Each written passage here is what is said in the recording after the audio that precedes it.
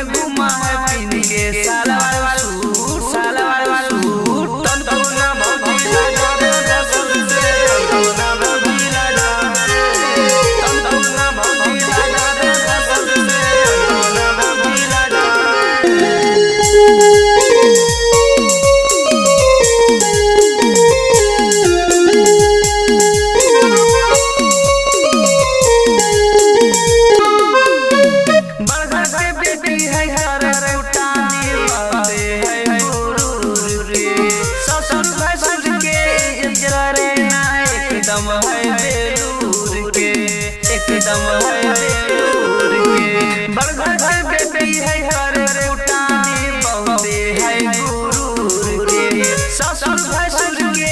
इज्जत करे ना एकदम है बेलूर के जैसे रहे नैहर में बेटी वैसे रहे ससुराल हमर भौजी रे गाँव में घुमा है बहन के साला सूट हमर भौजी रे गाँव में घुमा है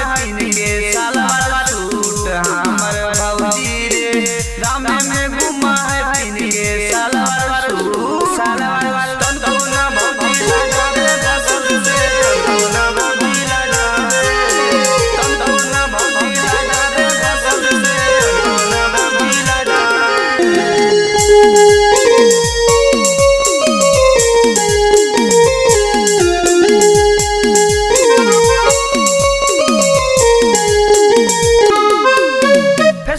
चैटिंग करा ना जाने के कर से मीटिंग करा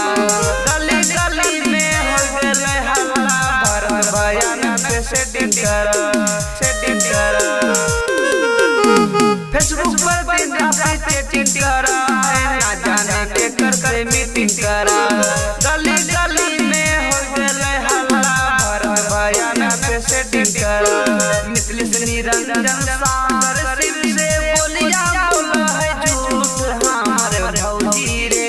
गाँव में घुमा है पिन के साला सूट हमर भौजी रे गाँव